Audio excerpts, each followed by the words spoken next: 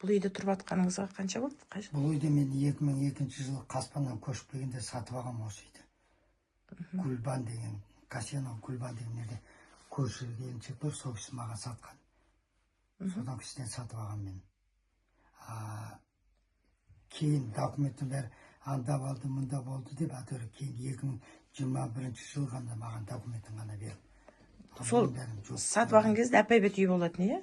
Жоқ, Апайбеттің осындай болып тұрған. Ода просто басында маған айтқан ғой, көмектесеміз ремонтынан деп. Бәрін патологын, бәрін жазып, бәрін көмектесіп береміз деп. Ақшасын берсең болды. Мен наперед беріп қойдым. Беріп қойдым, соның күні ода уже менсінбей кетті ғой мен. Албағаннан кейін ақшасын, иә? Ақшаны албағаннан кейін. Не документтің бермей жүрді. Соң 2021-де ғана только документтің ғана алдым.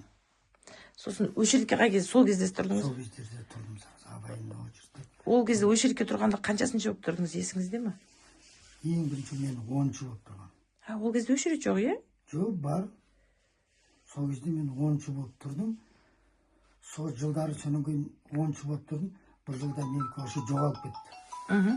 Соның кейін қайтадан пайда болды. Қайтадан пайда болды.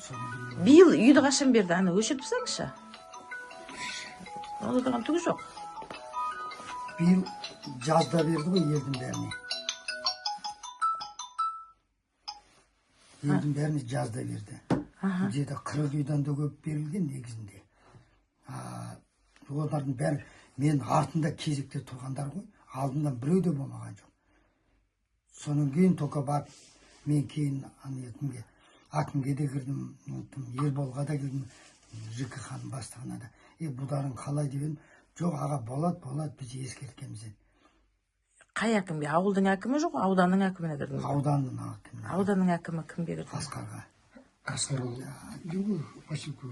Поселковый онда Асқар.